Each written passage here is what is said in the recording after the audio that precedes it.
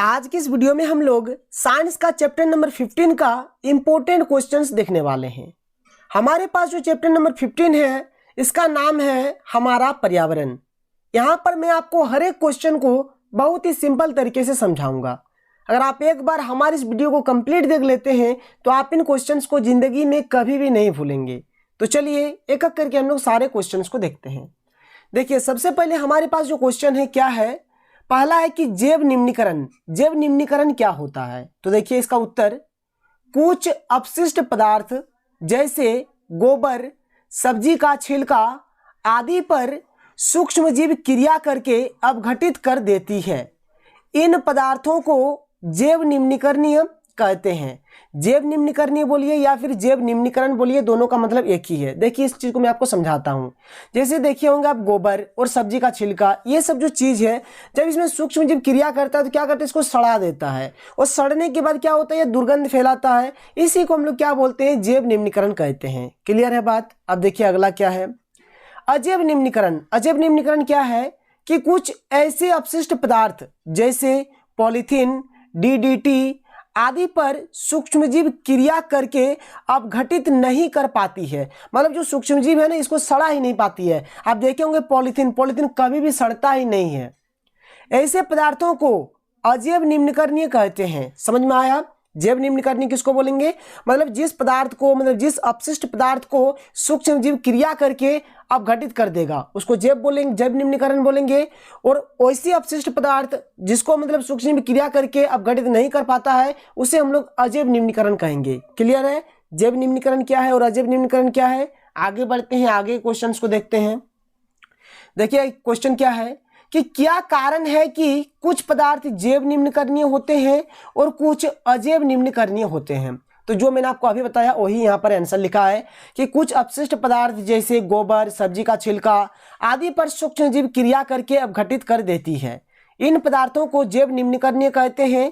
जबकि कुछ ऐसे अपशिष्ट पदार्थ जैसे पॉलीथीन, डीडीटी आदि पर सूक्ष्मजीव क्रिया करके अपघटित नहीं कर पाती है, ऐसे पदार्थों को अजैव निम्नीकरणीय कहते हैं। क्लियर है बात? जो मैंने आपको अभी बताया वही इसका यहाँ पर मैंने उत्तर को लिखा है। तो इस क्वेश्चन का जो आंसर है ये वाला हमारा आंसर ये है। बहुत ही सिंपल सा आंसर है, आप देख के ही समझ सकते हैं। चलिए आगे बढ़ते हैं। जैव निम्नीकरण क्या होता है, मतलब जिसमें आपका जो भी अपशिष्ट पदार्थ है वह अपघटित हो जाता है, डिकम्पोज हो जाता है। बात समझ में आया? क्या हो जाता है, डिकम्पोज हो जाता है, यानी वो सड़ जाता है। और जो अजैव निम्नीकरणीय होता है, अजैव निम्नीकरणीय इसमें क्या होता है, ये सड़ता नहीं है, मतलब ये अपघटित नहीं होता है, मतलब ये डिकम्पोज नहीं होता है। क्लियर है बात? आगे देखिए, आगे क्वेश्चंस को देखिए। ऐसे दो तरीके बताइए जिनमें जैव निम्नीकरणीय पदार्थ पर्यावरण को प्रभावित करती है। मतलब देखिए जैव निम्नीकरण हमने अब जाना कि जो अपशिष्ट पदार्थ मतलब सूक्ष्मजीव से क्या होता है, सड़ जाता है, उसे हम लोग जैव निम्नीकरणीय बोलते हैं। तो यह पर्यावरण को किस प्रकार से प्रभावित करती है, इस बात को यहाँ पर बताना है। दो तरीका आपको यहाँ पर बताना है। तो देखिए मैं आपको यहाँ पर दो से अधिक तरीका बताऊंगा, लेकिन आप एग्जाम में अगर दो तरीका बोलेगा तो आप दो ही तरीका लिखिएगा। तो जो वाला आपको अच्छा लगा आप वही वाला लिखिएगा। क्या है पहला उत्तर? देखिए उत्तर क्या है कि जैव निम्नीकरणीय पदार्थों को निम्नलिखित दो तरीके से प्रभावित करते हैं। पहला तरीका, जब जैव निम्नीकरण पदार्थ अपघटित होते हैं, मतलब जब सड़ जाते हैं तो पर्यावरण में दुर्गंध फैलाती है। ठीक है। दूसरा देखिए, इनसे खाद बना सकते हैं। गोबर से हम लोग खाद बना सकते हैं, जिसको हम लोग खेत में, बाड़ी में देते हैं।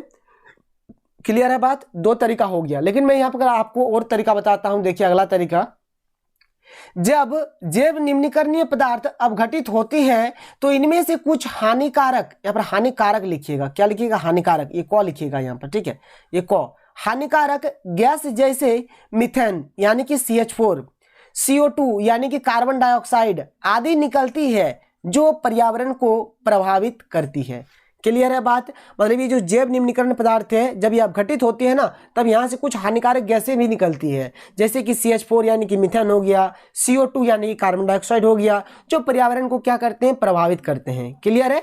तो मैंने यहाँ पर आपको 3 पॉइंट बताया, लेकिन आपको एग्जाम में अगर आपको पूछा जाए कि 2, तो आप 2 ही पॉइंट लिखिएगा, 3 पॉइंट नहीं लिखिएगा वहां पर, नहीं तो आपको नंबर अच्छा नहीं मिलेगा। क्लियर है बात? आगे बढ़िए, आगे देखिए।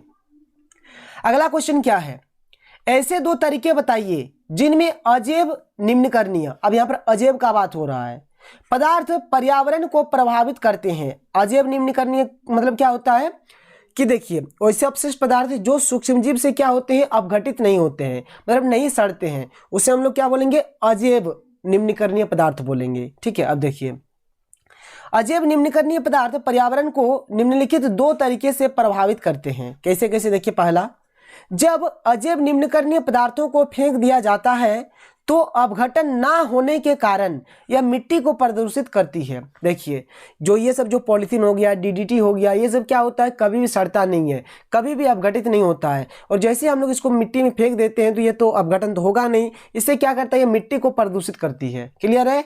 चलिए आगे देखिए, दूसरा पॉइंट देखिए क्या है कि जब इनको जलाया जाता है तो इनमें से कुछ हानिकारक गैस जैसे CO2 यानी कि कार्बन डाइऑक्साइड, CO यानी कि कार्बन मोनोऑक्साइड बहुत ही अधिक मात्रा में निकलती है तथा वायुमंडल को प्रभावित करती है। बात समझ में आया?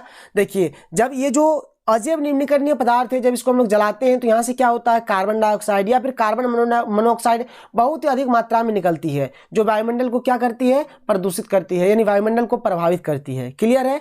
तो आपको यहाँ पर दो ही पॉइंट लिखने के लिए बताया गया था, मतलब दो ही पॉइंट लिखने के लिए कहा गया है आपको, यानी दो तरीका ही आपको यहाँ पर लिखना है। लेकिन मैं यहाँ पर आपको और कुछ तरीका बता देता हूँ। ठीक है, देख लीजिए अगला तरीका क्या है कि अजैव निम्नकरणीय पदार्थ जैसे प्लास्टिक को पशुओं द्वारा खाए जाने पर उनकी मृत्यु हो जाती है। अब जैसे देखिएगा बहुत सारे पशु एक्चुअल में जो गाय बैल जो होते हैं ये क्या होते हैं, प्लास्टिक को खा लेते हैं, और जब प्लास्टिक को खा लेते हैं तो बहुत सारे ऐसे होते हैं जिनकी मृत्यु भी हो जाती है। क्लियर है?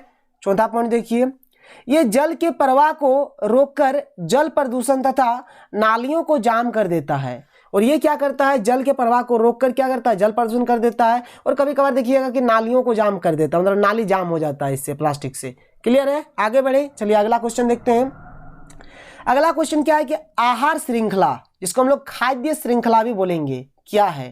तो देखिए परितंत्र में हर एक जीव अन्य जीवों पर निर्भर रहती है तथा आपस में एक संबंध बनाती है, अर्थात एक श्रृंखला बनाती है। इसे आहार श्रृंखला कहा जाता है। अभी यहाँ पर मैंने जो लिखा हुआ है इसको मैं अभी आपको समझाऊंगा, पहले आप इस चित्र को देखिए। ये जो चित्र आप देख पा रहे हैं इस चित्र को आप ध्यान से देखिए। देखिए ये हमारा यहाँ पर क्या है, ये हमारा घास है। क्या है? घास। ये क्या है? घास है, लिखा हुआ है। ये क्या है? ग्रास हॉपर है। ये ग्रास हॉपर आप नहीं समझ पा रहे हैं, जिसको हम लोग टिड्डा कहते हैं। क्या कहते हैं? टिड्डा। अब भी आप नहीं समझ पा रहे हैं, अगर मैं इसका चित्र दिखाऊं तो आप समझ जाएंगे। देखिए इसके चित्र को, ये बस ये जो आप देख पा रहे हैं यही हमारा टिड्डा है, फोड़िंग जिसको बोलते हैं। ठीक है, ये क्या है हमारा टिड्डा, इसको क्या बोलते हैं? टिड्डा बोलते हैं। क्लियर है? बस यही टिड्डा यहाँ पर है। तो घास है, यहाँ पर टिड्डा है, ये हमारा मेढक है, ये हमारा सांप है, और ये हमारा बाज है जिसको हम लोग गिद्ध भी कहते हैं। क्लियर है? अब देखिए ये जो टिड्डा है ये क्या खाता है? घास खाता है। ये जो मेढक है ये क्या खाता है? इस टिड्डा को खा जाता है। ये सांप क्या है? इस मेढक को खा जाता है। और ये बाज क्या होता है? इस सांप को खा जाता है। तो देखिए एक चैन बन रहा है, यहाँ पर एक चैन बन रहा है। बात समझ में आ रहा है? एक श्रृंखला बन रहा है। इसी को हम लोग क्या कहते हैं? आहार श्रृंखला कहते हैं। क्लियर है? बात समझ में आ रहा है मैं आपको क्या बता रहा हूं? देखिए जैसे यहाँ पर अगर आप देखिएगा, अब ये जो हिरन है, हिरन क्या खाता है? घास फूस खाता है, पेड़ पौधे को खाता है। और ये बाघ क्या करता है? इस हिरन को ही खा जाता है। यहाँ पर जैसे मैंने आपको बताया, इस घास को कौन खाता है? ये टिड्डा खाता है। इस टिड्डे को कौन खाता है? तो मेढक खाता है। इस मेढक को कौन खाता है? तो ये सांप खाता है। इस सांप को कौन खाता है? तो ये हमारा बाज यानी कि गिद्ध खा लेता है। क्लियर है? यहाँ पर देखिए क्या है, हमारा बिच्छू है, तो बिच्छू ये वाला खाता है। यहाँ पर क्या है? मछली है, तो मछली बिच्छू को खा जाता है। बगुला है, बगुला क्या करता है? मछली को खा जाता है। तो यहाँ पर एक श्रृंखला बन रहा है, यहाँ पर एक श्रृंखला बन रहा है। क्लियर है बात? यहाँ पर एक श्रृंखला बन रहा है, और इसी को हम लोग क्या कहते हैं? आहार श्रृंखला कहते हैं। तो यहाँ पर जो आपको एग्जाम्पल दिया गया है, देखिए क्या है? घास। घास को कौन खाता है? घास को खाता है टिड्डा यानी कि ग्रास हॉपर। ग्रास हॉपर को कौन खाता है? तो मेढक खाता है। मेढक को कौन खाता है? तो सर्प खाता है। सर्प को कौन खाता है? गिद्ध खाता है। यहाँ पर सेवाल है, सेवाल को कौन खाता है? छोटे जंतु। छोटे जंतु को कौन खाता है? छोटी मछली। छोटी मछली को कौन खाता है? तो बड़ी मछली। बड़ी मछली को कौन खाता है? तो मांसाहारी पक्षी। पौधे को कौन खाता है? तो कृमि। कृमि को कौन खाता है? तो चिड़िया। चिड़िया को कौन खा जाता है? तो बिल्ली। घास। घास को कौन खाता है? हिरन। हिरन को कौन खाता है? तो बाघ। तो इस प्रकार से ये हमारे क्या है? एक आहार श्रृंखला है, यानी कि एक आहार जाल है। समझ में आ रहा है? एक्चुअल में आहार श्रृंखला बोलिए, खाद्य श्रृंखला बोलिए। अभी आहार जाल के बारे में पढ़ेंगे, ये आहार जाल नहीं होता है, आहार जाल अभी हम लोग पढ़ने वाले हैं, इसके बाद आहार जाल ही पढ़ेंगे। तो इसे हम लोग क्या कहेंगे, आहार श्रृंखला कहेंगे, क्योंकि यहाँ पर एक श्रृंखला बनता है। क्लियर है, इस चित्र को आप समझ गए, इसको आपने देख लिया। इसी को हम लोग क्या कहते हैं, टिड्डा कहते हैं। ये हमारा क्या है, टिड्डा है। चलिए आगे बढ़िए। अब आया आहार जाल। आहार जाल किसको बोलते हैं, देखिए आहार जाल को हम लोग खाद्य जाल भी कहते हैं। क्या है, तो देखिए परितंत्र में कोई भी आहार श्रृंखला स्वतंत्र रूप से नहीं चल सकती है। इसमें एक आहार श्रृंखला के जीव दूसरे आहार श्रृंखला के जीवों को खा जाती है, इस प्रकार एक जाल जैसा संरचना बनाती है, इसे आहार जाल कहते हैं। समझ में आया, इस चित्र को देखिए तब आपको अच्छे तरीके से समझ में आएगा। यहाँ पर देखिए एक आहार जाल का चित्र है ये वाला, ठीक है। अब यहाँ पर क्या होता है कि जितना भी मतलब परितंत्र में जितने भी हमारे पर्यावरण में जो भी जीव पाया जाता है, किसी न किसी आहार श्रृंखला वाले जीव को खा जाता है। जैसे अगर आप यहाँ पर देखिए, जैसे लिखा हुआ है आपका यहाँ पर, जैसे पौधे, पौधे को कौन खाता है, तो ग्रास हॉपर यानी कि टिड्डा, टिड्डा को कौन खा जाता है, तो बाज खा जाता है। फिर पौधे को ग्रास हॉपर खाता है, ग्रास हॉपर को कौन खाता है, गिरगिट, और गिरगिट को कौन खा जाता है, बाज खा जाता है। पौधे को कौन खाता है, खरगोश, तो खरगोश को चूहा खा जाता है। पौधे को कौन खाता है, तो चूहा, चूहा को कौन खा जाता है, सर्प, सर्प को कौन खा जाता है, बाज। पौधे को कौन खाता है, चूहा, चूहा को कौन खाता है, बाज।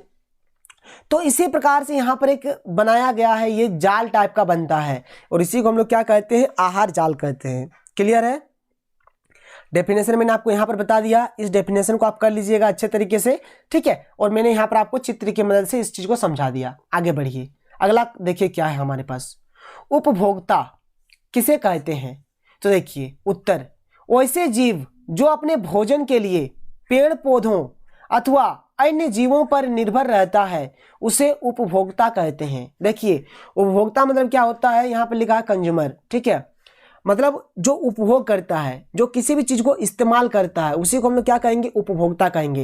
लेकिन यहाँ पर जो उपभोक्ता का मतलब है क्या है, कि वैसे जीव जो क्या करते हैं, अपने भोजन के लिए पेड़ पौधों अथवा अन्य जीवों पर निर्भर रहता है, उसे ही हम लोग क्या कहते हैं, उपभोक्ता कहते हैं। जैसे कि बकरी हो गया, शेर हो गया, मनुष्य हो गया, etc। देखिए बकरी किस पर निर्भर है, तो बकरी पेड़ पौधों पर निर्भर है।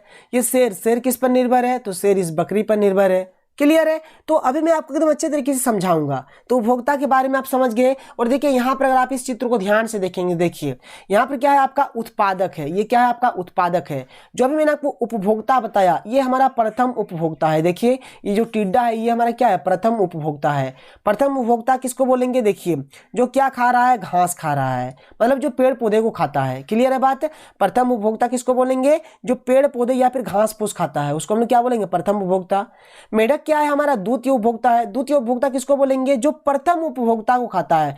मेढक क्या करता है, टिड्डे को खाता है ना, तो टिड्डा हमारा क्या है, प्रथम उपभोक्ता है। मतलब द्वितीय उपभोक्ता किसको बोलेंगे, जो प्रथम उपभोक्ता को खाता है। क्लियर है, ये सांप क्या है, इस मेढक को खाता है। और सांप हमारा क्या है, तृतीयक उपभोक्ता है। तो तृतीयक उपभोक्ता किसको बोलेंगे, जो द्वितीयक उपभोक्ता को खाता है। उसी प्रकार से ये जो बाज है, ये हमारे क्या है, चतुर्थीय उपभोक्ता है। तो चतुर्थीय उपभोक्ता किसको बोलेंगे, जो तृतीय उपभोक्ता, यानी कि ये जो सांप को खा रहा है बाज, और सांप हमारे क्या है, तृतीय उपभोक्ता है। चतुर्थीय उपभोक्ता किसको बोलेंगे, जो तृतीय उपभोक्ता को खाता है। तो इस प्रकार का यहाँ पर कंडीशन है। समझ में आया। देखिए अब यहाँ पर आप देखेंगे तो आपको एकदम अच्छे तरीके से सब कुछ समझ में आ जाएगा। प्राथमिक उपभोक्ता जो मैंने आपको अभी बताया, ये सब क्या है, उपभोक्ता की प्रकार है। जो उपभोक्ता पेड़ पौधों पर निर्भर रहता है, उसे प्राथमिक उपभोक्ता कहते हैं। जैसे कि बकरी, गाय, हिरन, कीट, etc, टिड्डा, जो अभी मैंने आपको दिखा दिया। द्वितीय उपभोक्ता किसको बोलेंगे, जो प्राथमिक उपभोक्ता पर निर्भर रहता है। जो उपभोक्ता प्राथमिक उपभोक्ता पर निर्भर रहता है, उसे द्वितीय उपभोक्ता कहते हैं। जैसे कि बाघ हो गया, मेढक हो गया, etc हो गया। आगे देखिए तृतीय उपभोक्ता क्या है, कि जो द्वितीय उपभोक्ता पर निर्भर रहता है, उसे तृतीय उपभोक्ता कहते हैं। जैसे कि सांप हो गया। आगे देखिए चतुर्थ उपभोक्ता। चतुर्थ उपभोक्ता किसको बोलेंगे, जो उपभोक्ता तृतीयक उपभोक्ता पर निर्भर रहता है, उसे चतुर्थ उपभोक्ता कहते हैं। जैसे बाज हो गया, etc। ठीक है, क्लियर है, बात समझ में आ रहा है। आगे बढ़िए, अगला देखिए क्वेश्चन क्या है, परितंत्र में अपमार्जक की क्या भूमिका है, मतलब डिटर्जेंट का परितंत्र में क्या भूमिका है। तो देखिए अपमार्जक हमारे जैव निम्नकरणीय पदार्थों को अपघटित कर मिट्टी में मिला देती है तथा पर्यावरण को स्वच्छ बनाती है। यही परितंत्र में अपमार्जक की भूमिका है। अब देखिए भूमिका की जगह पे कभी कभी आपके एग्जाम में कार्य भी लिखा हुआ आ सकता है, और आपके एग्जाम में आ जाए कि परितंत्र में अपमार्जक की क्या कार्य है, तब भी आपको यही आंसर बताना है। और परितंत्र में अपमार्जक की क्या भूमिका है, ये आए तब भी आपको आंसर लिखना है। अपमार्जक क्या करता है कि जो जैव निम्नीकरणीय पदार्थ है उसको अपघटित करके मिट्टी में मिला देता है, ताकि क्या करे, ये जो हमारे पास जैव निम्नीकरणीय पदार्थ है ये पर्यावरण को प्रदूषित ना कर पाए। और ये अपमार्जक जब इसको मिट्टी में मिला देता है तो पर्यावरण को क्या करता है, ये स्वच्छ बनाने का काम करता है। क्लियर है? आगे बढ़िए, आगे क्वेश्चंस को देखते हैं। देखिए ये बहुत ही इंपॉर्टेंट क्वेश्चन है। ओजोन क्या है? यहाँ पर यह लिखिएगा, यह, ठीक है, यह मतलब इस प्रकार से लिखना है आपको। यह ओजोन क्या है? यह परितंत्र को किस प्रकार प्रभावित करती है? ठीक है, देखिए उत्तर, ओजोन ऑक्सीजन का एक अपरूप है। ओजोन क्या है? एक ऑक्सीजन का ही अपरूप है। इसका सूत्र O3 है। ऑक्सीजन का सूत्र O2 होता है और इसका क्या होता है? O3 होता है। यह हमारे वायुमंडल में 15 किलोमीटर से लेकर 50 किलोमीटर के बीच में पाई जाती है। यह हमारे वायुमंडल में 15 किलोमीटर से लेकर 50 किलोमीटर के बीच में पाया जाता है। ओजोन परत सूर्य से आने वाली हानिकारक परावैंगनी किरणों को पृथ्वी तक पहुंचने से रोकती है तथा त्वचा कैंसर जैसी बीमारियों से बचाती है। ओजोन परत का काम क्या है कि जो हमारे सूर्य से जो भी हानिकारक परावैंगनी किरणें आती है उसको वह रोकता है, मतलब रोकने का काम करता है। इससे क्या होता है कि हमारी पृथ्वी पर त्वचा कैंसर जैसी भयानक बीमारी नहीं फैलती है। क्लियर है? मतलब यह परावैंगनिक किरणों को रोकने का काम करती है और त्वचा कैंसर से हमें बचाती है। यह था ओजोन। ठीक है, तो ये क्वेश्चन आपके एग्जाम में आ सकता है, बहुत ही इंपॉर्टेंट है। आगे देखिए, ओजोन ये कुछ नहीं है, यहां पर कुछ नहीं दीजिएगा। ओजोन अवक्षय क्या है? ठीक है, तो देखिए कुछ गैस जैसे FC यानी कि फ्लोरोकार्बन, CFC यानी कि क्लोरोफ्लोरोकार्बन आदि जब ओजोन परत के संपर्क में आती है तो यह ओजोन परत को नष्ट करती रहती है, जिसे ओजोन अवक्षय कहा जाता है। क्लियर है? ये क्या करता है? देखिए ये जो FC है यानी कि फ्लोरोकार्बन, CFC है क्लोरोफ्लोरोकार्बन, ये सब क्या होता है, जैसे ही ओजोन परत के संपर्क में जाता है तो ओजोन परत को धीरे धीरे क्या करता है, नष्ट करता है। ठीक है, और इसी को हम लोग क्या बोलते हैं, ओजोन अवक्षय बोलते हैं। ठीक है, तो ये और एक बात याद रखिएगी, जो CFC गैस यानी क्लोरोफ्लोरोकार्बन, ये कहाँ से निकलता है? तो फ्रिज से निकलता है, यानी रेफ्रिजरेटर से निकलता है।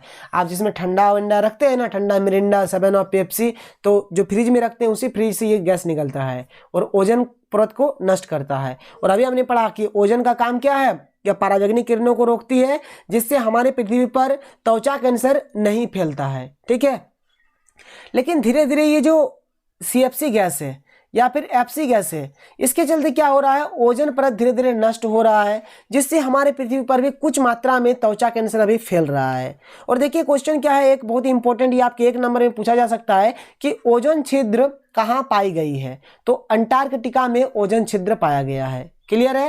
ये आपके 1 नंबर के क्वेश्चन में आ सकते हैं कि ऑब्जेक्टिव क्वेश्चन में आ सकता है। ठीक है, आगे बढ़े, आगे क्वेश्चन को देख लेते हैं। अगला क्वेश्चन को देखिए, ओजोन परत की क्षति हमारे लिए चिंता का विषय क्यों है? अभी जो ओजोन परत जो धीरे धीरे नष्ट हो रहा है, यह हमारे लिए चिंता का विषय क्यों है? तो देखिए, ओजोन परत सूर्य से आने वाली हानिकारक परावैंगनी किरणों को पृथ्वी तक पहुंचने से रोकती है। अगर ओजोन परत की क्षति होती है तो यह परावैंगनी किरणें पृथ्वी तक पहुंच जाएगी तथा निम्नलिखित समस्याएं उत्पन्न होगी। क्या क्या समस्याएं उत्पन्न होगी? तो देखिए, पहला समस्या क्या होगा कि त्वचा कैंसर बढ़ने लगेगा। दूसरा क्या होगा कि पौधे की वृद्धि में कमी आ जाएगी। तीसरा ऑप्शन क्या होगा कि अपमार्जन, मतलब अपमार्जन बोलिए या फिर अपमार्जक बोलिए, दोनों का मतलब एक ही है, अपमार्जन नष्ट हो जाएगी तथा परितंत्र में असंतुलन उत्पन्न हो जाएगी। क्लियर है? समझ में आया? आगे देखिए अगला क्वेश्चन। अगला क्वेश्चन क्या है कि ओजोन परत की क्षति को कम करने के लिए क्या कदम उठाए गए हैं? तो देखिए उत्तर, ओजोन परत की क्षति को कम करने के लिए निम्नलिखित कदम उठाए गए हैं। पहला क्या कि क्लोरोफ्लोरोकार्बन यानी कि CFC एवं एरोसोल का कम से कम उपयोग करके, मतलब ये जो CFC है या फिर जो एरोसोल है, ये सब का हम लोग कम से कम उपयोग करेंगे। दूसरा कि नाभिकीय विस्फोटों पर रोक लगाकर, नाभिकीय विस्फोट नहीं करेंगे, इस पर रोक लगाकर। ठीक है, तीसरा क्या है कि सुपरसोनिक विमान का कम से कम उपयोग करके, जो सुपरसोनिक विमान है उसका हम लोग कम से कम उपयोग करेंगे तो ओजोन परत की क्षति को हम लोग रोक सकते हैं। ठीक है, और देखिए हमारा यही हमारा लास्ट क्वेश्चन है। ये आपका बहुत ही इंपॉर्टेंट है। ये आपके 1 नंबर में आ सकते हैं, यानी कि आपके एमसीक्यू में, यानी कि ऑब्जेक्टिव टाइप क्वेश्चन में आ सकते हैं, या फिर वीएसटी यानी कि वेरी शॉर्ट टाइप क्वेश्चंस में आ सकते हैं। क्या है कि विश्व पर्यावरण दिवस कब मनाया जाता है? तो 5 जून को विश्व पर्यावरण दिवस मनाया जाता है। ये बहुत ही इंपॉर्टेंट क्वेश्चन था। तो चलिए, अगर ये वीडियो आपको पसंद आया है तो इस वीडियो को लाइक कर दें, और अगर आपने अभी तक हमारे चैनल को सब्सक्राइब नहीं किया तो सब्सक्राइब कर दें। तो मिलते हैं अगले वीडियो में। Thank you.